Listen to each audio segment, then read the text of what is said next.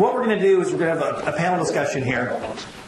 And we've got a couple of questions that have been sent in, and we have a few rules we have to abide by. And I've talked to everybody but Meryl, and I apologize, Meryl, you were talking to Jack, so I didn't get with you.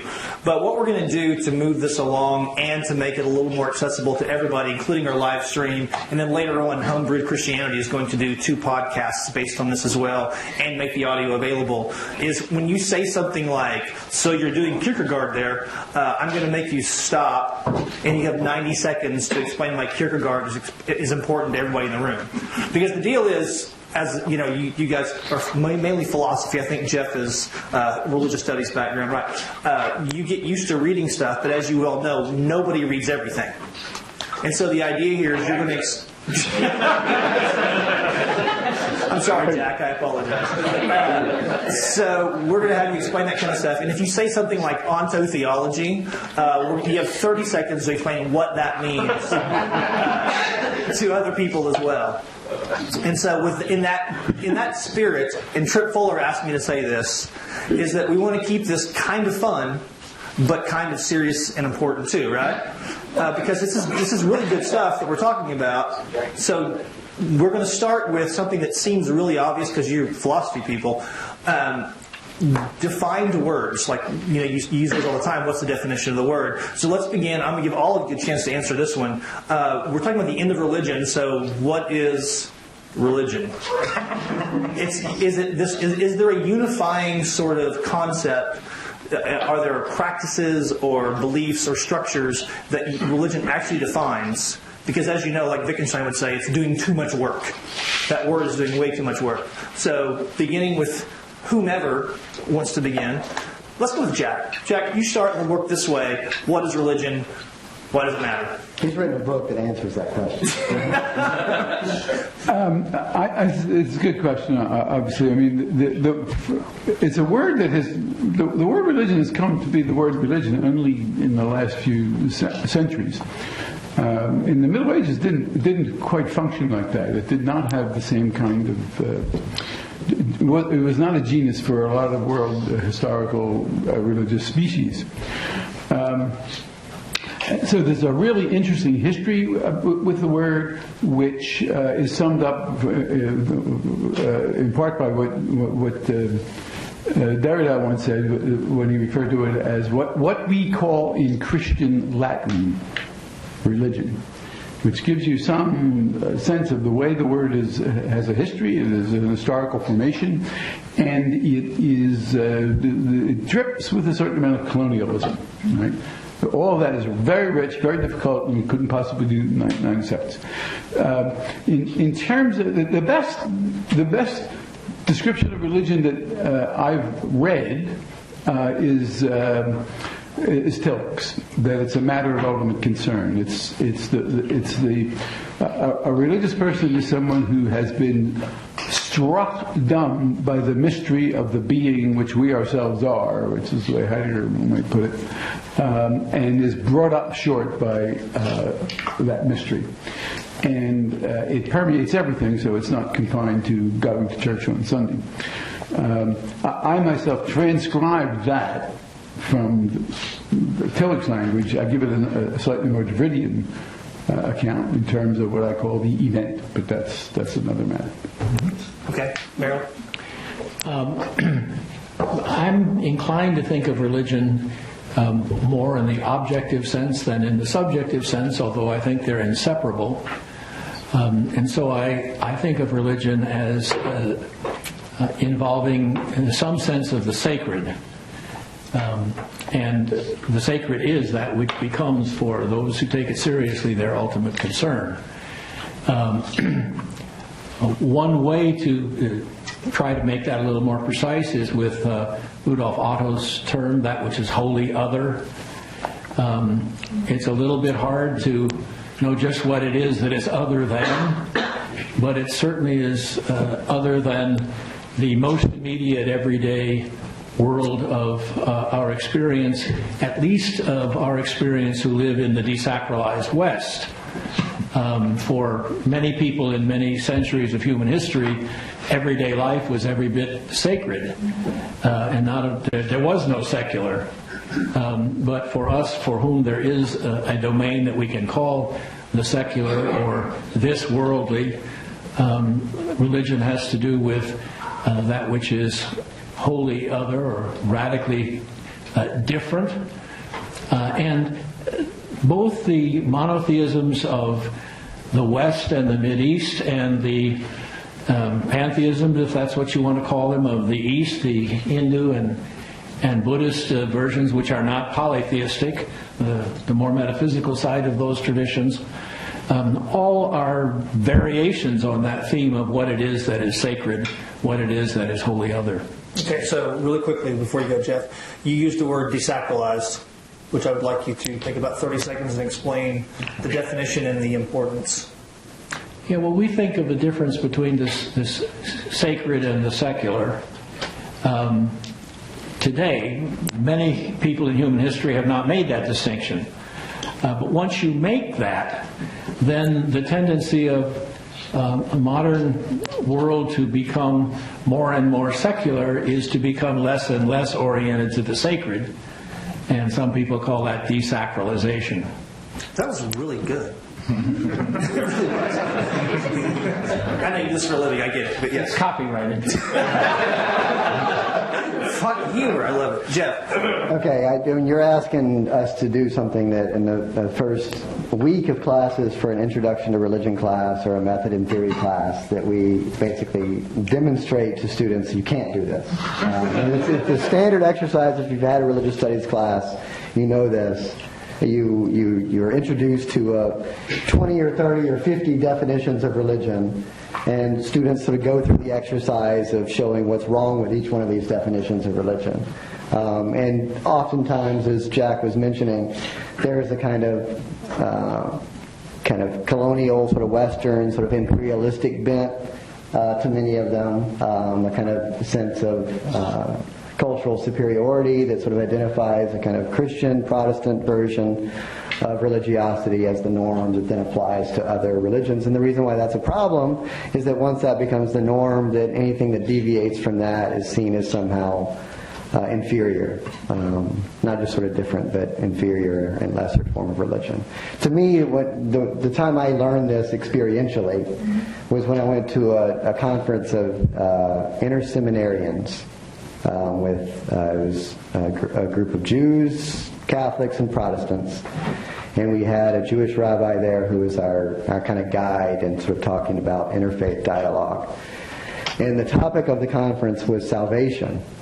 And the rabbi basically said, I have no interest in salvation whatsoever. Salvation is not something that concerns me as a Jew. This is a Christian concept that belongs to a Christian sense of religiosity. And that blew my mind. Because at that point, I was perfectly willing to accept that religion was fundamentally about salvation. So kind of being aware of the way in which a definition of terms oftentimes can hold a kind of prejudice, sort of bias that kind of blinds us to the ways in which people inhabit the world differently. So for me, if I have to sort of have an operating definition of religion, I tend to sort of think in terms of kind of worldview, to try as best I can to adopt a kind of phenomenological perspective that sees different religious traditions from the inside out. And that's why in my paper, the times I use the term religion, I kind of problematize that and saying sort of religion in general basically doesn't exist. There are only sort of different kinds of religions. Now you just did something that it's going to be a 90-second response. Oh my God. I try not to. Logical. So I need you to explain the phenomenology in 90 seconds. Okay. I think it's easier. I'm going to explain phenomenology of religion rather than phenomenology. Sure. Because I saw somebody back here reading Husserl, and that would sort of take a lot more time to describe. Phenomenology of religion, I think there's sort of basic rules of studying religion, and that is that one has to understand something before you critique it. And sort of as best you're able, you want to put yourself in someone else's shoes and allow religion to speak from inside out. So the test of a phenomenological understanding of different religious traditions is if, as you're describing that religion, is if a religious adherent of that tradition can recognize themselves in that description. So that's what I mean by phenomenology of religion. Yeah, I'm with Jeff at the level of this question may be unanswerable in the way it's asked. However, I think that Jack has given a really nice sort of historical genealogy of what the term can mean. Merrill's giving, I think, a sort of philosophical account of what it can mean. Jeff is in problematizing those meanings and saying that they themselves betray the histories that we occupy. So I don't have a definition other than this to say, and this is a paper I recently wrote trying to bring philosophy of religion into conversation with religious studies or the academic study of religion, which often I think there's a real difference of the literatures, of the conferences, of the way that they engage.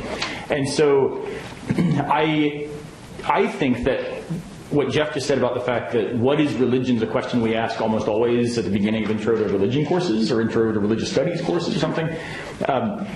It's almost never a question that is asked at the beginning of a textbook in philosophy of religion. In fact, it almost always starts with arguments for the existence of a theistic God.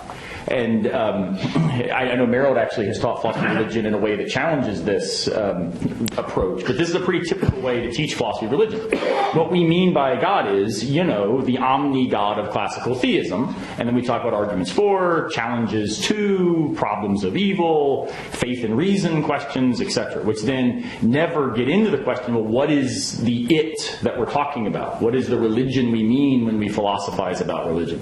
And so I would simply say, I don't have an answer to the question other than I think it's a question that philosophers have to start asking and learning from colleagues in academic departments of religion and religious studies to help us think about how that conversation can look in productive ways. So, can I ask a follow-up question? Absolutely. So Jack's in a unique position that he was in a department of philosophy for a very long time and then went to a department of religious studies at Syracuse. And so that point that Aaron's making about kind of problematizing the term of religion, is that something that you sort of witnessed in your different careers, Villanova and Syracuse? At Syracuse I did, but not. I mean, I was in the philosophy department. I didn't exactly teach philosophy of religion in the philosophy department. I took courses in canonical philosophy. Syracuse, it was a constant debate, but not in my experience in philosophy. Okay, so since we're having an entire conference on the end of this thing that's hard to define, and I know we try to like nitty and smart for freshmen, and then you work from there. Why does the end of religion matter, and is it a good thing or a bad thing? And we'll go backwards this time, so we'll start with Aaron. So here, the sort of favorite thing that academics do, not just philosophers, but philosophers in particular, is to answer questions by saying, well, it depends. I did this, I think, 3 times in my paper. Well, it depends on who you ask. These people say, these other people say.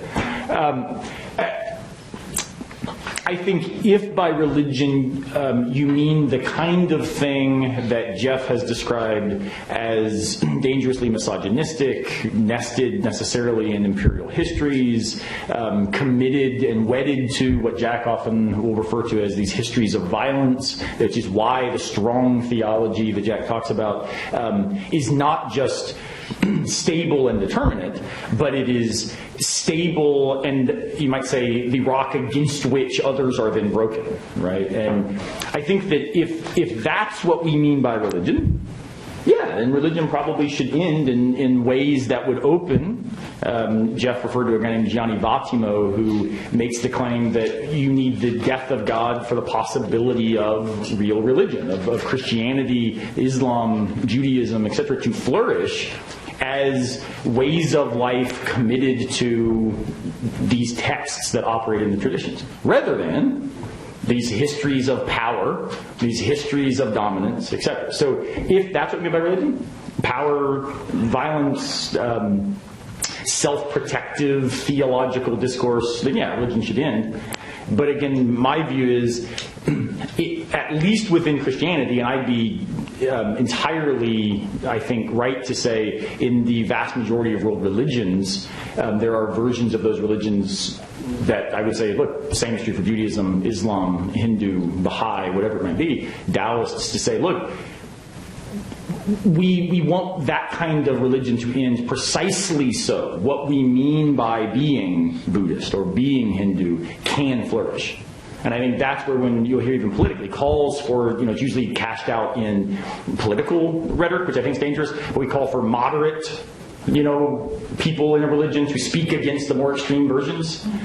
And I think there's something weird about that, because of course it looks like, well, moderation and compromise then is just kind of where truth happens. And it might be the case that, no, there's something wrong about the view that's being offered, and the moderate view actually then is just a extreme rejection of the wrongness. So I'm not a big fan of the idea of moderation, but I do like the idea of saying the religions themselves should be eminently invested in critiquing that dangerous notion of religion. Okay. Jeff? Yeah, I really liked what Aaron did with the comma in his paper at the end, third section. I'm very sort of sympathetic to that, but I'm trying to remember the formulation you used about, what was it, sort of religion, sort of the ending of religion as a prerequisite for faith is what you reject. That's right, I reject. Yeah. And so I was thinking about that in connection with your comment about sort of whether it's a good or bad thing that religion ends. And I don't think this is a kind of punting of the question, but I was trying to sort of make a case in the first part of my paper that the end of religion is not a good or bad thing. It happens, whether we want it to or not. Sort of the way in which sort of faith is conceived, the way in which we understand sort of God, religiosity, the way in which we practice our faith. These things are always kind of reinventing themselves. So there's a whole series of endings and beginnings that sort of take place. And yeah, I don't want to make any sort of moral valuation of that sort of being good or bad. What I do want to suggest is that there are untapped resources within any and every religion that can be resourced, that can be exploited. And oftentimes that sort of dominant tradition within a given faith tends to sort of prevail, and where people are feeling sort of alienated or ostracized or disenchanted, the fact that sort of they don't know that these sort of eminent options exist within a given tradition, I think is the great failure in how we talk about religion, practice religion, and sort of think theologically. Okay, thank you. Merrill? If you think about race relationships in the United States, it's easy to identify what many of us, I hope, would call bad religion and good religion. Slavery was justified religiously, and many of the most vigorous defenders of slavery did so as part of their Christian worldview. On the other hand, the anti-slavery movement, both in England and here in the United States, was very often led by a Christian faith. When you get to the civil rights movement, the same thing is true. Some of the most deeply residual anti-black racism back in the 50s and 60s, and I'm afraid even to the present day, although it's less overt, less confessional, is closely relied to certain forms of religion. Whereas again, the civil rights movement was led by a coalition of Christian ministers and Jewish rabbis and many of their followers, and was in a very large sense a religious movement. So if we're talking about whether the death of religion is a good or a bad thing, it depends on what kind of religion you're talking about and where you stand as to whether those different kinds are good things or bad things. But the factual question, it seems to me, that leads to the talk about the death of religion is partly triggered by the Gallup poll and other polls that tell us that in Europe, which for centuries was Christendom, church attendance is way down.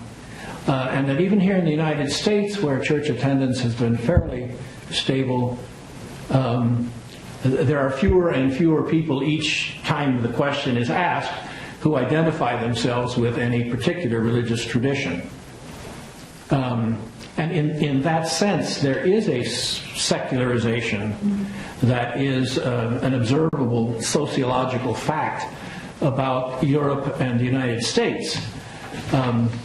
At the same time, especially here in the United States, certain kinds of religion have become more and more vocal and more aggressive and are anything but dying out. And so it's a very mixed story factually, whether religion is disappearing or whether it's becoming more importantly a part of our culture. And in some respects, both stories are true. Thank you. Jack? When Jake told me this, the title of the conference, I said, well, that's a pun, right? The end of religion. And he said, yes, this is a pun. I said, well, you should have made the ends in the plural of religion. And then everybody would get the joke. It's a joke. The ends, of course, meaning both terminatio, cessation, but also telos. Right? So the English word end does both those things. And in the first sense of terminatio, of finishing it off, or the death of religion, I always like to say, when Nietzsche announced the death of God or the death of religion, a funny thing happened on the way to the funeral. Namely, it got reinvented on the way to the funeral. Second thing, but then if you look at the other sense, what's its end or purpose? It's telos. Then I like to think, well, I think of my youth, and JFK saying, ask not what your country can do for you, but what you can do for your country. Well, what's the end of religion? Well, ask not what religion can do for you, but or what you can do for religion, but what religion does for you. What kinds of transformation it's capable of effecting. And in that case, then I think you got to talk about religious life occurs where ends are suspended. That is to say, where you're dealing with something of unconditional value. And then I like to go back to the medieval mystics and to Meister Eckhart and the Beguines and this notion of living without why. So in a certain sense, the end of religion is the end of ends. It's the end free dwelling in the sphere of the unconditional.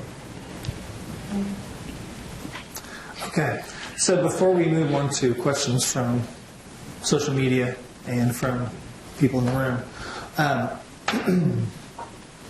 there is this sense where the title of the seminar could be a megachurch sermon series. Right, so it's that relationship versus religion sort of concept.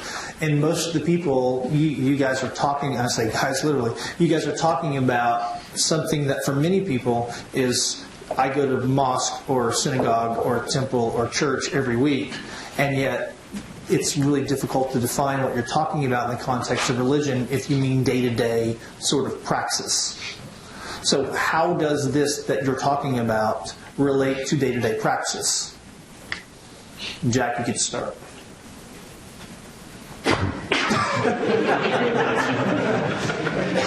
At least he didn't ask you to talk about the... You can start with somebody else. Jackie didn't ask you in 90 seconds to talk about what the Beguines are, so I think you made it off pretty easy. So. Yeah. Should I begin with the Beguines? This is about the end of the Beguines. The Beguines and the ends. What was the question?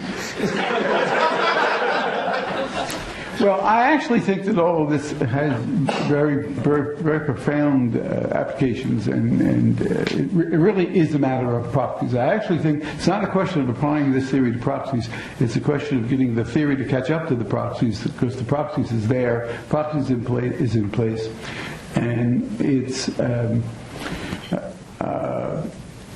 I think that. I'll actually talk about it. Come to my talk tomorrow, and I'll explain this whole thing. I think that what postmodern theory is saying is that religion is not a matter of theory. It has to do with a form of life. Right.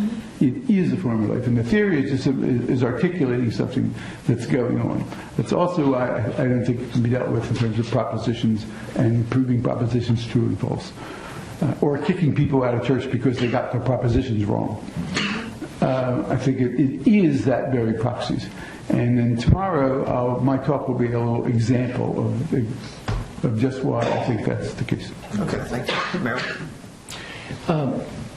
I agree with what Jack just said to a certain extent, that religion is a way of life, wherever it is taken seriously at all.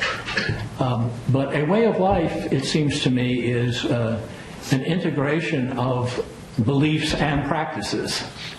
And so beliefs are important, not simply as ends in themselves, but because of the role they play in shaping the practices.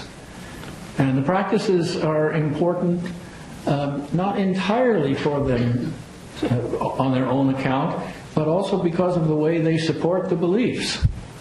And so the two work together. If one has a religion where the beliefs and practices are relevant one day a week and irrelevant on the other 6 days, then that might be what I like to call Census Bureau religion. If the Census Bureau asks you to check off one of the boxes, what are you? You check it off. Or if you're running for Congress, for sure, you check off one of the boxes. We have one, by the way, now in the House of Representatives who claims no religious identity. It's the first time it's happened in recent time. Even before we got to that, we had somebody who self-identified as a Muslim. But now there's at least one who has no religious identity. But that kind of running for Congress or Census Bureau religion, it seems to me, is a very truncated form. And unless those beliefs and practices filter down and shape my everyday life by shaping who I am, shaping my identity, then it seems to me that we're not talking about religion in a very deep sense. Of course, what difference it makes to my daily life depends on what religion I'm affiliated with. Affiliated isn't the right word there. I am shaped by. Good. Jeff? Yeah, building on what Meryl just said, there was I think the study was that Americans would be more inclined to vote for a Muslim president than someone who didn't identify with any religion whatsoever, than a self-proclaimed atheist. And that's, I'm not saying either one is what it is, good or bad, but it's just the degree to which there's a kind of expectation of our politicians to identify with a kind of normative sense of religiosity. It's pretty overwhelming when you consider the kind of levels of fear and Islamophobia that exist out in mainstream culture. That's not my answer, though. I think I have two answers to the question as I remember it. The first one is, I guess, a little bit autobiographical. And when I was still an undergraduate, I was a history major. I wasn't. I was sort of deeply religious, and I was trying to sort of make sense of my faith. In some ways, I felt a little bit kind of constrained, and I think as Aaron was talking about, trying to sort of figure out ways in which I could sort of be unapologetically an intellectual, like to kind of have a thinking faith, to recognize that was okay to ask questions. And to me, the kind of moment of liberation was not by kind of stepping outside of religion and sort of finding these kind of external critiques that would just sort of dismantle or dismiss it. But instead, it was kind of understanding more of the tradition of Christianity itself. So the more deeply I studied the history of Christianity, specifically for me at the time it was sort of Protestant thought and sort of Martin Luther, the more I realized that the faith as I understood it was very limiting. And so it was this kind of imminent opening up of the tradition that all of a sudden helped me recognize the almost kind of infinitude of possibilities, this kind of deep reservoir within the tradition. And I think that's where this stuff is practical, and sort of much of my work is trying to sort of accent, highlight, sort of lift up some of those traditions that within the tradition that aren't as readily known. And so that leads to my second question, or second answer to this question. I think when you look at those Gallup polls, and the big headlines from the most recent Gallup poll was the number of nuns, which I reference in my paper, or non-affiliated religious people, people who identify themselves as spiritual but not religious, or don't identify with any specific religious affiliation. That doubled in the most recent poll, and so that got all the headlines. And to me, that in some ways, it obviously sort of polling is problematic, but it sort of presents a kind of false choice to people. Either you are this or you're not, right? And it's the problem. It's the reason why I'm sort of drawn to radical theology. That when I say sort of Vadimo says that the death of God liquidates the philosophical basis for atheism, it's instead of sort of thinking about sort of God this way or this way, it's either you accept this and all the kind of baggage that goes along with it, or you must be an atheist. So there are kind of these third options, a kind of non-theistic way of sort of thinking about God. And so to me, this is immensely practically important in the sense that it provides a kind of existential kind of lifeline for people who don't sort of like the kind of simplistic answers that they might have been offered up. Okay, thank you. Yeah, I think my colleagues are all saying things with which I would agree. So I'll hit sort of 3 points that maybe just emphasize some of the things they've already said. One, I think Merrill's right to say that religion as a form of life, maybe not distinctly, but at least, or maybe not uniquely, but at least distinctively, has both cognitive and non-cognitive aspects. So this is where a quote from Kierkegaard that I used in my paper, where it says, I'm not really concerned about knowing, except that knowing precedes action, right? So it does seem to me, like yesterday when I drove from South Carolina to Philadelphia, it was really important that I know which is the best way to go, because the practice that I'm engaged in, driving to Philadelphia, would be radically dangerous if all I did was say, just go west. Right? I'd call you from New Mexico. I can't find the place. Where is it? So I think that knowledge has to be part of this.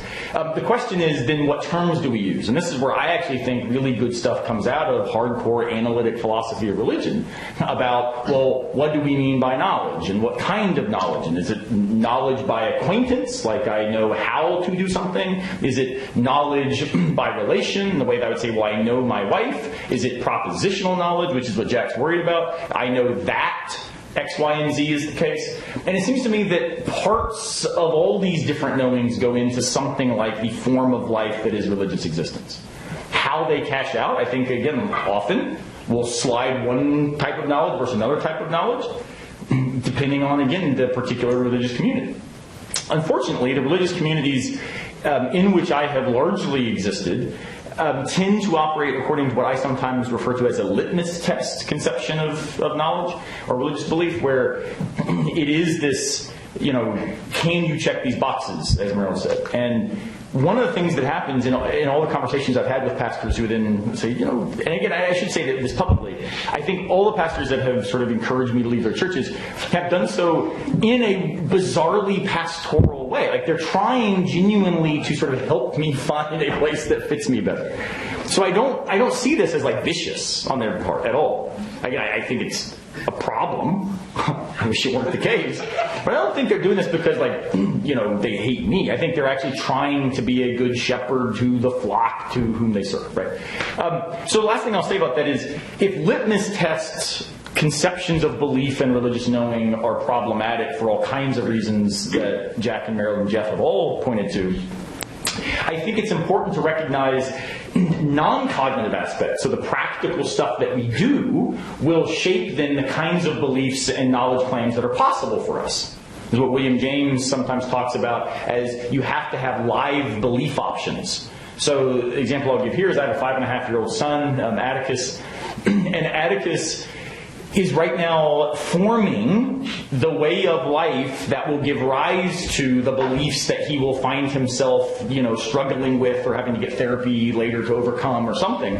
And so where I go to church and where I take him to church, he's in coloring and making cotton ball angels and stuff. And yet it's creating for him a mode of practice by which some beliefs will either be live or not live for him.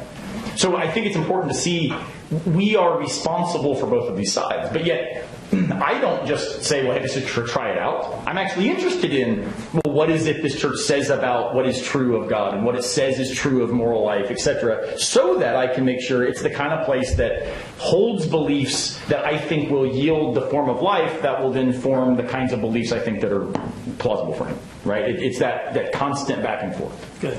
Okay, so I'm going to ask y'all for questions. And here's the deal.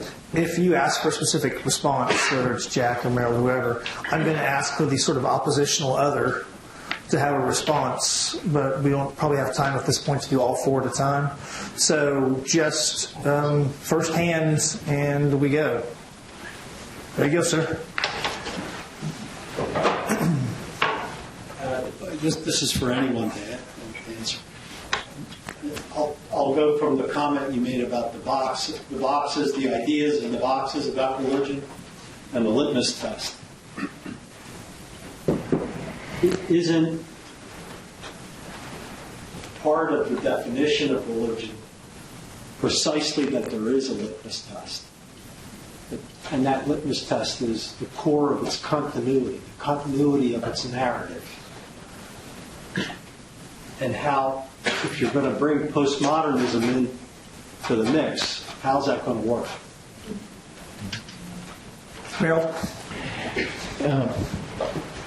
I think it's a sort of a sociological fact that if you're going to have a community, it has to have a fairly specific identity.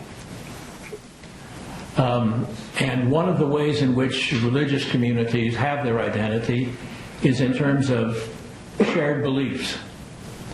And in that sense, it seems to me inescapable and not necessarily a bad thing that various religious communities define themselves in terms of various beliefs and various practices, both in their hopefully coherent interrelation, and say, this is who we are. And the two caveats that seem to me to need to go with that are first, to borrow a term from Aaron, the hermeneutical humility that I am not the only, we are not the only community on earth. In opera, every once in a while you get what's called a Finks quartet or sextet or octet, and 3 or 4 or 5 singers will come up and line up across the stage, and they will pour out their heart, and they will tell you what they're thinking at this time. And in accordance with the operatic convention, they will act as if no one else is on the stage, because they are giving you what's going on inside their mind. They're not talking to each other. They're talking to us. That's sort of, we are the people and wisdom will die with us. It seems to me, and at least in a postmodern context, is inappropriate for any religious community, and therefore in various ways there need to be various kinds of ecumenism.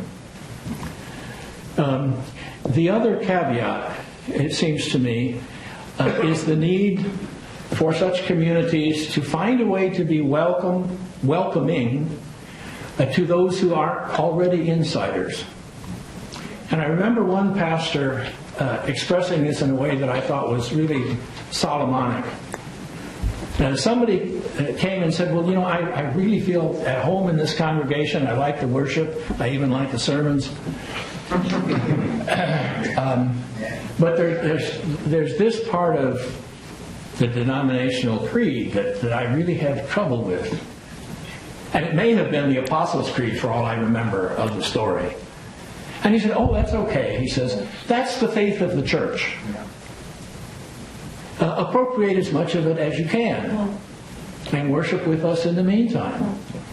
And he didn't make it a litmus test in the sense of, unless you can sign on, it's all or nothing. My mother was an all or nothing Christian. And when I came to have some doubts about some of the things that were included in her all, she tended to write me off. I'm grateful for the fact that my faith survived that. I know that there are people whose faith has not survived that kind of exclusiveness. You're either 100% with us or forget about it. You're excommunicated. And so that's the second caveat. Jack? Well, I like the way you put it, because you put it in terms of some kind of continuity. I think that everybody up here, all four of us, are really interested in hermeneutics.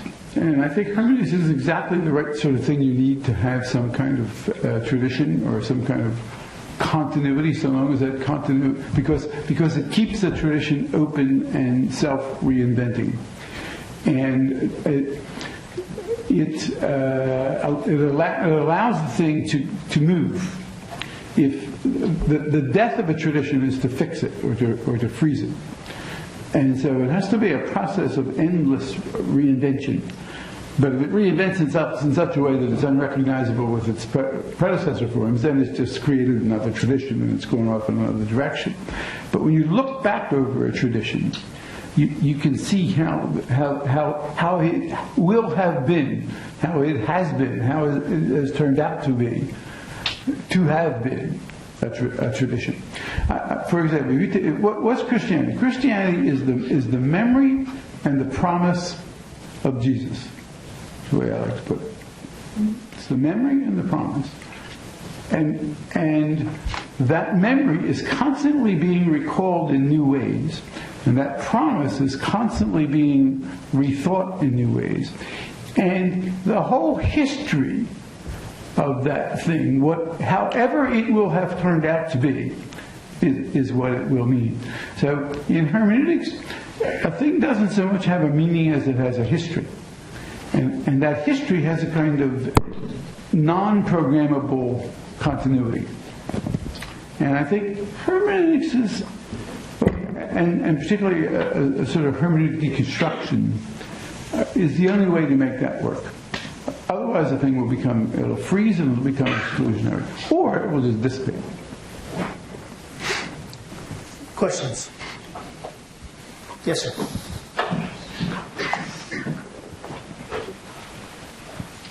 So this is at least for Dr. Robbins.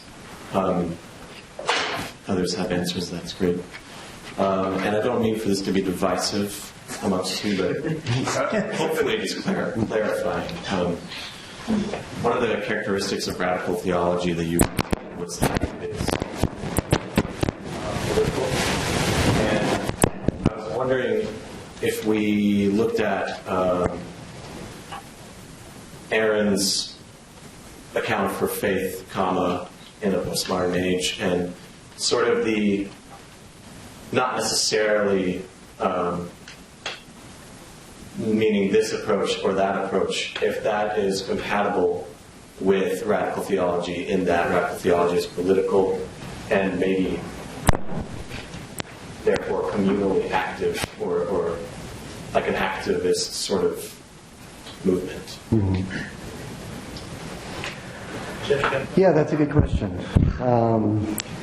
And I think this is a larger question about sort of postmodernism too, in which there have been any number of critics, especially over the last 10 years or so, who kind of suggested that postmodern deconstruction leads to either a kind of political decisionism or a kind of political quietism. I think certainly people have given good answers to why that isn't necessarily the case. But I think movements like speculative realism, sort of new materialism, these are efforts to try to say concretely what sort of postmodernism might have been reticent to say, sort of to make sort of declarations, to take stands. And so, I got at that in my paper by way of Paul Kahn and sort of a kind of critique of liberal procedurism, in which you have sort of endless deliberation, sort of with the kind of hope for eventual agreement, which might never come, but meantime you do have to make sort of calculations and decisions.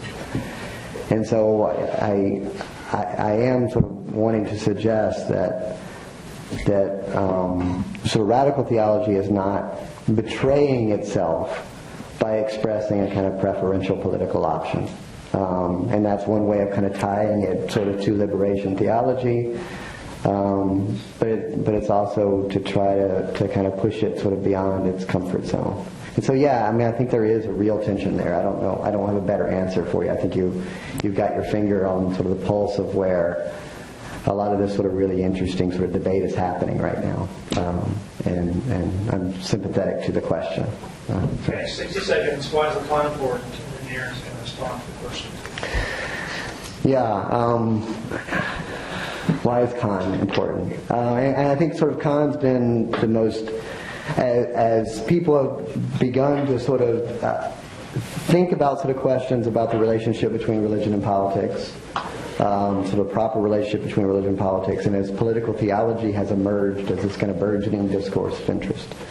Sort of Khan, I think, has been sort of the best interpreter of what Carl Schmitt is about, who is the kind of the person who defined political theology as an alternative to modern liberalism, and a kind of a way of talking about civil religion in such a way that you kind of see the kind of religious or sort of theological underpinnings to the social and political fabric of our everyday lives.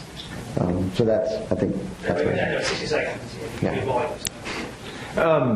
So as I understand the question, maybe it's just a part of it, but this is the part that I'll speak to, because I think what Jeff said, quite a bit of it I'm actually very sympathetic to. I like the fact that Jeff is saying, look, there might be these preferential options, both ethically, politically, maybe even, I think, metaphysically, relative to certain types of, in the way my language, anti-realism in some cases is sort of preferable to other types of realism. In his language, speculative realism might be kind of where that comes together, right? But the end of your question, I think, was something like this. So is radical theology compatible with the sort of faith that I've described as lived out, in a postmodern age?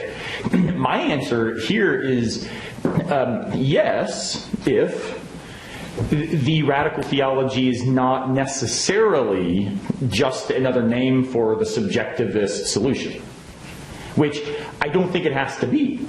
A lot hangs on sort of the weeds. I sort of bracketed in my paper. There's lots in the weeds here, right? That's where the snakes hang out. It's also usually where the rabbits hang out. I mean, it's both the place where we find protection, and it's also the place where we are able to ambush. And so, Jack and I actually have a debate in print where I suggest that maybe weak theology is just another version of strong theology. It's just one that looks a whole lot more tolerant and liberal and, generally sort of progressive. And Jack's response, which I think is entirely sensible, is, look, I don't take what I'm doing to be a sort of first-order account of what is true about God. I take it to be what's going on in the accounts that we give about things that are true about God. Right? So the way that he and I both will refer to this is it's a second-order discourse, right? And what I'm worried about is that second-order discourse smuggling in a first-order discourse. I think he and I ultimately, and maybe I don't know where Jeff stands on this, which would be interesting. I think maybe Jack and I sort of disagree about how much there is there. But I have no problem saying if this is a first-order account, but it's just a kind of very progressive, very liberal, very cosmopolitan, maybe even sort of generally neo-Marxist or whatever. This word is weak. What? Or weak. It's weak. I mean, if it's that stuff, I actually think, cool. Like that's another account of maybe that's another kind of faith, right? Being a communist, in a postmodern world is, I think, a kind of living out a sort of orientation toward an ultimate concern about a particular notion of justice. So I guess that's my answer, right? Is just I think it depends if this is the subjectivist solution, I'm out. If it's an attempt itself to find that interesting third option, which I said there might be a bunch of others, I think maybe that more substantivist account of radical theology might be another option. It's probably one I'm not going to agree with all the way down. But I think it absolutely is another version of postmodern faith. Absolutely. Okay, so I promise that tomorrow night I'm going to make them define God. Literally, we're going to start tomorrow night. And actually, Aaron, make it up to yourself. First order, second order account. You're also defining that tomorrow night. So we all can do a question, one word, and then we'll do all four of you to answer another question that came in via the internet, which I actually kind of like. So who would like to have the question? Yep.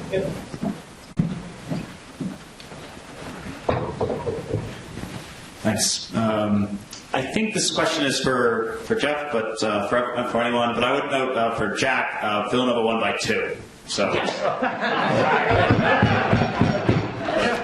My parents are here tonight, and during my paper they were listening to the LSU. They're very proud of it back there, even though LSU lost back there. So, I'm not happy. But I just want to let Jack have him. So my question was going to be, so I'm going to mention a philosopher, so Gadamer. When Gadamer, and the reason I think it's important is when he talks about what goes on in the kind of modern project, he talks about kind of, the broad projection of authority in the modern project. And I think also, he doesn't talk about the second part that I mentioned, but like the kind of, I think he said something about exiled from ecclesial settings or something along those lines. And I wonder, and that's I think part actually also of the kind of modern products. I wonder if this kind of detachment from authority and kind of detachment from ecclesial authorities or scriptural authorities or what have you, if that is not in fact not postmodern but rather a continuation of the modern. And so I guess two more questions. So there's that, and then is there a place in postmodern reflections on theology for authority? That's actually such a good question. All four of you to answer. That'll be it. That's really good. Who wants to start? Jack, you want to go first? Yeah, Jack starts. That's what you get for being on the far right, Jack. The authority for me is the authority of what Derrida calls, and I call with him the event. So the authority is the authority of what is addressing us, what interrupts us, what discomforts us, what causes us trouble, and sets us back on our heels. What gets relativized in that account is the stabilized and handed down authorities of institutions and in the case of religion, not only religious institutions but academic institutions. And so radical theology has a much better chance. Radical theology for me has to do with the events that underline religious beliefs. Okay? And that you just get a better result doing radical theology if you're not going to lose your job because of what you said. I just think that's a fact. And so radical theology operates more, it can only operate under very open conditions and very, very loose ones. Now, it's the Enlightenment. It doesn't simply continue modernity, because modernity was only interested in extricating itself from the authority of revelation. Postmodernism is also interested in extricating itself from the authority of what calls itself reason. Right? It's trying to have a more reasonable idea of reason and a more enlightened idea of enlightenment, and a more revelatory sense of revelation. So it's moving. It's trying to sort of get beneath the radar of both reason and revelation and deal with something more elemental. But it doesn't mean that it's on its own, or that it's just simply simply emotivist. I think in this respect, the postmodernism is a continuation of modernity, insofar as modernity is an attempt to extricate itself from revelation and from a church and a state which tried to make themselves absolute by an appeal to revelation. I think I think Jack is quite right that reason itself came to be seen as something from which one needed to be extricated, or at least to have it redefined. So there's a broader scope to the thing, but there is a continuing attempt to displace authority on the part of many postmodern thinkers. And my own view is that all the versions of postmodernism, and tomorrow I'll present what I call a big tent conception of the postmodern, that all of them place constraints on the kinds of meta comments we can make about our beliefs and practices, but do not have substantive authority over those beliefs and practices. Now, of course, if you take the writings of Derrida or the writings of, name anybody, as a totality, there are substantive commitments in them. What I'm suggesting is that the distinctively postmodern, the things that identify them as postmodern, have to do with the status of our beliefs and practices and not their content. And for me, those postmodern qualifications are compatible with a very traditional mere Christianity. And for mere Christianity, there is a very important place for authority. Sometimes that's the authority of Scripture alone. Sometimes it's the authority of Scripture and tradition. Sometimes it's the authority of Scripture and tradition and the magisterium. But none of those, it seems to me, are inherently incompatible with the epistemic constraints that distinguish postmodernism from modernity's conception of reason, from which postmodernists are trying to extricate themselves. Yeah, in some ways what I hear both Jack and Merrill saying is postmodernism is a continuation and radicalization of the modern crisis of authority. And oftentimes that's put in sort of negative terms, the collapse of meta-narratives. I mean, the way I tried to suggest in my paper is you can't spin this positively. It's not a sort of a collapse of meta-narratives, but sort of a proliferation, an explosion of different meta-narratives. But then the issue is that once you have these competing authorities making claims on you, that's its own crisis of authority. And in some sense, that's the end of religion, or de facto the death of God, right? Once you are in a position in which you are forced to sort of pick and choose which authorities are going to be operative, you're sort of putting yourself in the place that sort of religious authority once sort of claimed as its prerogative, right? So I take that question seriously. I mean, what I try to describe in my paper, which I think you're picking up on, is this sense of radical theology facing this double exile or double displacement. I mean, it's not really welcome in the church for I guess obvious reasons, maybe not good reasons, but obvious reasons. And it's not really welcome in the academy either. And so can you have a rhetorical strategy that makes a virtue out of that necessity, in which you kind of recognize a kind of freedom in that sort of no place, never land?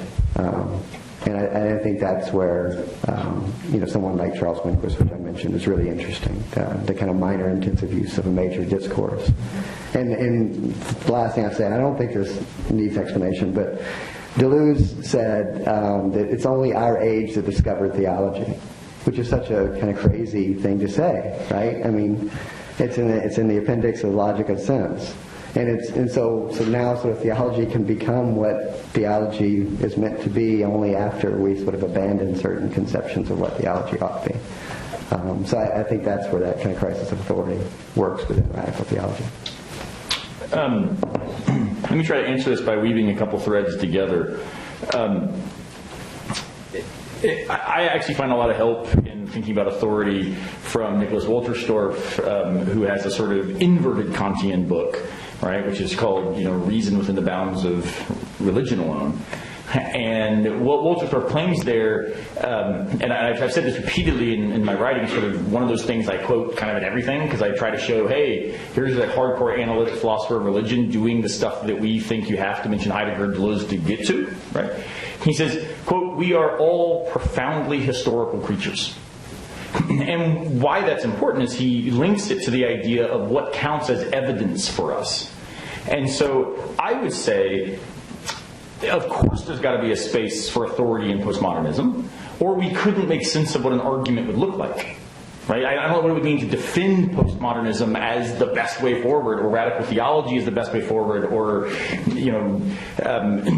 Merrill's account of a sort of Kierkegaardian view, or Jack's account of a different Kierkegaardian view, unless they're going to give reasons for why they think this is the best, idea on offer. But we always appeal to some sort of authority when we do that. The question is, well, what status do those authorities have? Are they unquestionable, or are they themselves background conditions, forms of life maybe even, out of which things like data is possible, out of which things like arguments are able to be given? And if they are that latter thing, which is what Wolterstorff argues, he calls control beliefs, these sort of authorities by which our evidence and data becomes possible, then what we can realize is, kind of like in an idea of scientific paradigm revolution, eventually we might get so much data and evidence internal to a particular authority structure that it causes us to challenge that authority structure. So I, in my Kierkegaardian postmodern self, want to say there is nothing absolutely off the table for existing human inquirers, existing human people. There's nothing off the table when it comes to that possibility of itself coming back into play as the questioned. But the only way it could come back into possibility as the questioned is if we've now allowed some other commitment or non-cognitive practice or form of life or influence to then be functioning authoritatively such that the question could be asked as a question. Nietzsche even has this great line, which I've never found. Maybe my distinguished colleagues can tell me where it is. But David Wood at Vanderbilt used to quote this all the time. He would say, look, God's not dead so long as we still believe in grammar. So, look, authority, where we're using sentences that have semantic content and syntactical structure according to the authority of something called, general English. Of course we've got authority structures in play. We couldn't talk without them. But we can then question. I gave a talk once in Maine, and I said, how y'all doing? Thanks so much for having me. And they started laughing. And I was like, I'm sorry, I missed them. You said, y'all. Of course I did. That's the way I speak, And it was like I had broken some big rule there, Or like when I used to wear ball caps when I taught at Swanee. It was just like something you don't do, So, I think, of course, we use authority structures. The point is, as postmodernists, and I want to then suggest, also, maybe even as a determinate, identified with a tradition Christian, those authority structures are always put into question. That's what I was trying to show by, look, even the Hebrew Bible and New Testament is deeply invested in the task of those things that were off the table, let's bring them back to focus. I think that's super important. All right. 60 seconds each to close. This was a good question. It came through the internet. I do want to deal with it. I know this is the last one I lied. This is the last one. But you only get 60 seconds. Postmodernity has been seen primarily as a corrective to certain things about religion, Christianity, wherever you want to phrase it.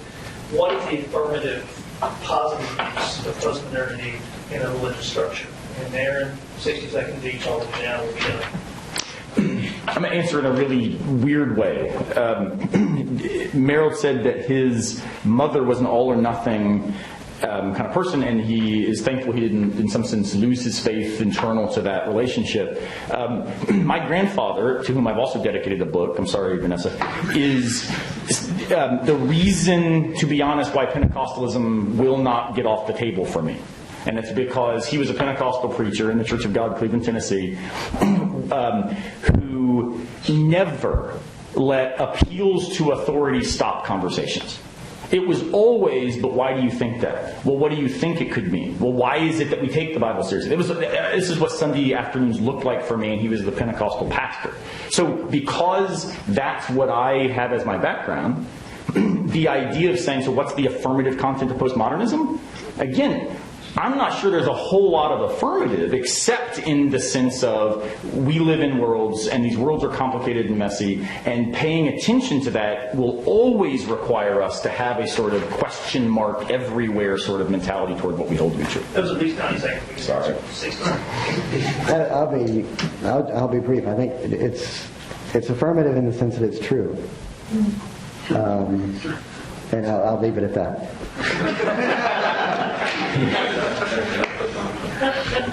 In Henry IV, Part 2, King Henry IV famously says, "Uneasy lies the head that wears the crown."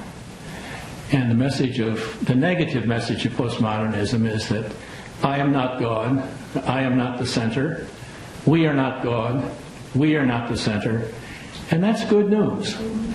That takes away from us a burden that we cannot possibly fulfill, and it makes us much worse than we could possibly imagine whenever we try to occupy that place that doesn't belong to us.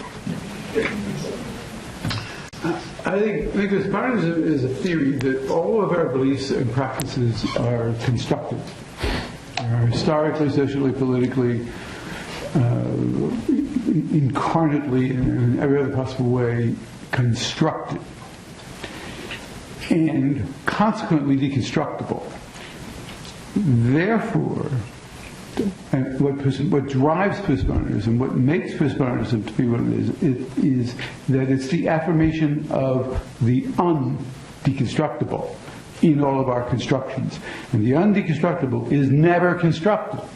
Once it's constructed, it's deconstructible. But what's driving the construction, what makes it happen, what moves history, what takes over, is some kind of obscure desire, premonition, intimation, hope for the undeconstructible. Postmodern theory, as I see it, is fundamentally theory of hope, and its maxim is fundamentally affirmative. Come, yes, yes. Viens, oui, oui. Deconstruction is affirmation. All right, thank you guys for coming out. Thanks, Greg, for running an awesome panel, and thank you all for contributing to an awesome conversation.